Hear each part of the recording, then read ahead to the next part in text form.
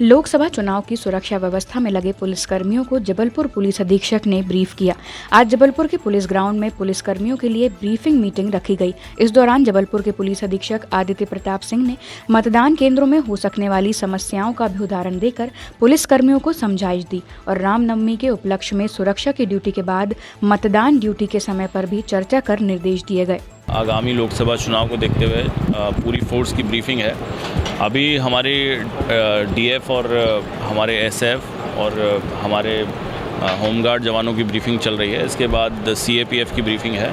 हमारे पास हमें करीब 11 कंपनी इसमें एक्स्ट्रा अलॉट हुई हैं। हमारा जो एक्स्ट्रा फोर्स है आज उनको सभी को ब्रीफ किया गया है। कल पोलिंग पार्टी के साथ पूरी फोर्स रवाना होगी और परसों इलेक्शन का डे रहेगा। तो इलेक्शन के दिन ड्यूटी से संबंधित जो जनरल इंस्ट्रक्शंस हैं आज पूरे फोर्स को दिए गए हैं और ये इंश्योर किया जाएगा कि इलेक्शंस पीसफुली और फेयर इलेक्शंस। वहीं मानस भवन में पैरा मिलिट्री फोर्स की ब्रीफिंग आयोजित की गई। सभी अधिकारियों की मौजूदगी में विभिन्न जिलों और राज्यों से आए जवानों और अधिकारियों को लोकसभा चुनाव को निर्विघ्न संपन्न कराने और व्यवस्थाओं हेतु दिशा निर्देश दिए गए। चुनाव को निर्विघ्न संपन्न कराने में आपकी जो महत्वपूर्ण भूमिका रहती है, उस भूमिका के लिए हम आपका बहुत बहुत आदर करते हैं, सम्मान करते हैं। मैं सिर्फ ये बताना चाहूँगा कि आपका जो फोर्स है, जब पोलिंग बूथों पर रवाना होगा तो आपको कैसे जाना है, कहाँ से जाना है, क्या व्यवस्था रहेगी। सभी धर्म गुरुओं ने की मतदान की अपील। जबलपुर में 19 अप्रैल को होने वाले चुनाव के लिए सभी धर्म गुरुओं के द्वारा सभी से मतदान के लिए अपील की गई और सभी को अपने अधिकार का प्रयोग कर देश के लिए लोकतंत्र के त्योहार में भागीदारी देकर मतदान करने की अपील की। भारत के समस्त नागरिकों से मैं एक आग्रह करने आया हूँ। चुनाव हमारे लोकतंत्र का महापर्व देश और प्रदेश को विकास और सुशासन के पथ पर अग्रसर रखने का माध्यम है। इस पर्व में हम सब सहभागी बने और अपने अपने लोकसभा क्षेत्र में होने वाले मतदान की तिथि पर मतदान करें और दूसरों को भी प्रेरित करें। प्रिय भाई और बहनों, आगामी 19 अप्रैल 2024 को हमारे शहर जबलपुर में लोकसभा निर्वाचन है। जिस प्रकार हम सभी धर्मों के त्योहारों को बड़ी धूमधाम से मनाते हैं, उसी प्रकार एक लोकतंत्र के पर्व को भी धूमधाम से मनाने की आवश्यकता है। 19 अप्रैल को अगले हफ्ते शुक्रवार को लोकसभा का चुनाव होना है। ये चुनाव अपने अंदर बहुत अहमियत रखता है और इसमें हम सभी का कर्तव्य बनता है कि हम अपने मताधिकार का पूरा प्रयोग करें। नौजवान बच्चों से, बच्चियों से जो वोट डालने जाते हैं, जिनको वोट डालने का अधिकार प्राप्त हो गया है, मैं सभी से गुजारिश करूंगा कि इस इलेक्शन में बढ़ चढ़कर हिस्सा लें। हमारा भारत विश्व का सर्वश्रेष्ठ लोकतांत्रिक देश है। यह हमारे लिए बड़े गौरव और हर्ष का विषय है कि हम इस लोकतांत्रिक देश के रहवासी हैं।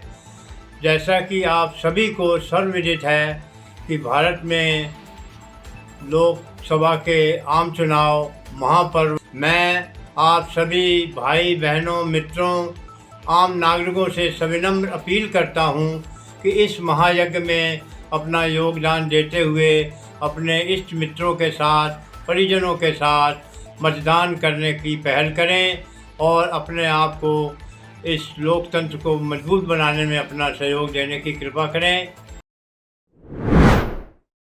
मुख्यमंत्री ने किया दृष्टि पत्र का विमोचन। भारतीय जनता पार्टी जबलपुर द्वारा पत्रकार वार्ता का आयोजन hotel Narmada Jackson civil lines में किया गया, जिसमें प्रदेश के मुख्यमंत्री डॉक्टर मोहन यादव द्वारा भारतीय जनता पार्टी जबलपुर लोकसभा के दृष्टि पत्र का विमोचन किया गया, जिसमें लोक निर्माण मंत्री राकेश सिंह, भाजपा प्रत्याशी आशीष दुबे एवं भाजपा के सभी नेता और कार्यकर्ता उपस्थित रहे।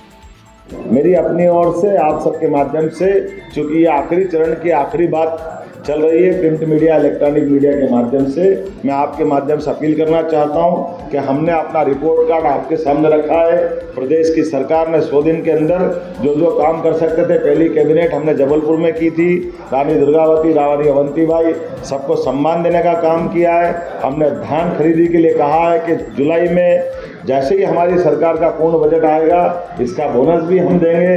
गेहूं खरीदी के अंदर भी 125 रुपया अपनी तरफ से, 2275 केंद्र का, अर्थात 2400 रुपये कुंटल से हमने गेहूं और धान खरीदने की बात भी कही है।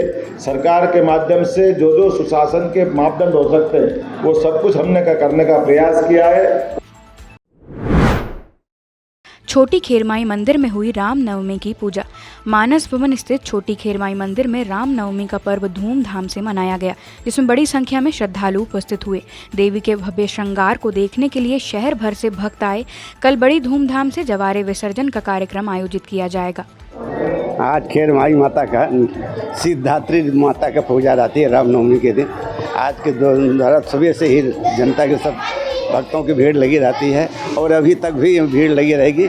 ये शाम के समय कब माँ जी का श्रृंगार होता है, उसको दर्शन करने सब आते हैं और अपनी मनोकामना पूर्ण करते। ये चाहते हैं कि माता रानी सबकी मनोकामना पूर्ण करे। जो भी भक्तगण हैं 9 दिन व्रत रखते हैं, उनकी माता रानी पूर्ण, बिल्कुल सब सच्चे मन से उनकी माता रानी सुने विनती। और मैं तो ये कहना चाहती, आज हमारे रामनवमी का दिन है और राम जी का जो आज हमारे अयोध्या में श्री राम जी का निवास हुआ है, उसके लिए सभी लोग हर्ष उल्लास से उनको धन्यवाद देते हैं, मोदी जी को भी। और आज हमारा हिंदू नव वर्ष में सबसे बड़ा दिन है ये। प्रेमनगर राम मंदिर में मनाया गया उत्सव। चैत्र नवरात्र और रामनवमी के उपलक्ष्य में धूमधाम से उत्सव मनाया गया। प्रेमनगर स्थित राम मंदिर में हर वर्ष किया जाता है यह आयोजन, जिसमें भारी संख्या में भक्तगण मौजूद रहे और 9 अप्रैल से निरंतर नृत्य संगीत के आयोजन के साथ आज विशाल भंडारे का आयोजन भी किया गया। बोलो सियावर रामचंद्र की जय। त्रेता के नायक मर्यादा पुरुषोत्तम राजाधिराज भगवान श्री राम का जन्मोत्सव बड़े धूमधाम से आप सबके सहयोग से राम मंदिर में मनाया जा रहा है। अभी राम मंदिर में प्रातःकाल 9 बजे से 10:30 बजे तक दुर्गा सप्तशती का हवन हुआ। हवन के पश्चात झंडारोहण हुआ। झंडा के पश्चात भगवान का राम जन्मोत्सव मनाएगा बड़े धूम। अब इसके बाद विशाल भंडारा होगा। आज सबका सहयोग ऐसे बना रहे। सभी को राम राम।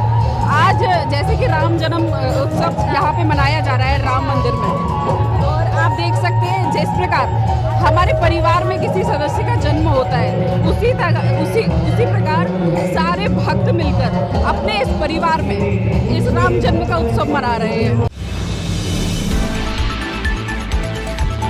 मतदान दलों के लिए किया गया मॉक ड्रिल। जिला निर्वाचन अधिकारी एवं कलेक्टर दीपक कुमार सक्सेना द्वारा जवाहरलाल नेहरू कृषि विश्वविद्यालय में मतदान सामग्री वितरण हेतु मॉक ड्रिल का आयोजन किया गया। सभी नियुक्त कर्मचारियों और मतदान दलों को दिशा निर्देश दिए गए।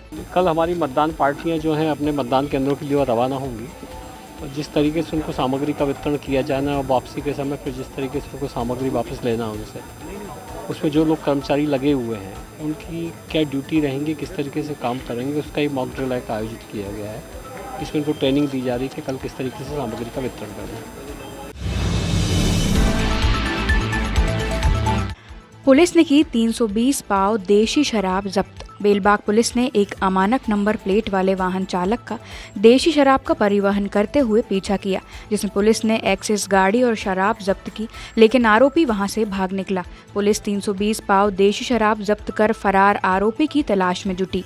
बेलबाग थाना क्षेत्र अंतर्गत जब वाहन चेकिंग चलाई जा रही थी तो भान तलैया के पास एक जब बिना नंबर की अमानक गाड़ी थी, बिना नंबर की एक नीले रंग की एक्सेस स्कूटी पर संदेह हुआ, तो जब उसको पीछे किया तो वो पुलिस को देख के भागा, जिससे करीबन हमको 320 पाव कुल 57 लीटर करीब 16,000 की शराब है, वो अवैध शराब बरामद की गई।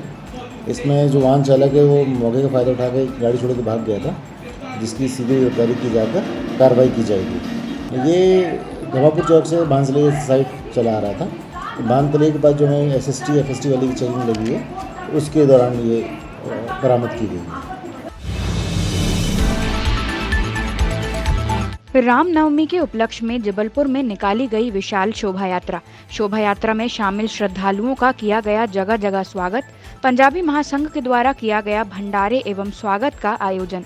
रामनवमी में हमेशा कुछ न कुछ कार्य करते हैं।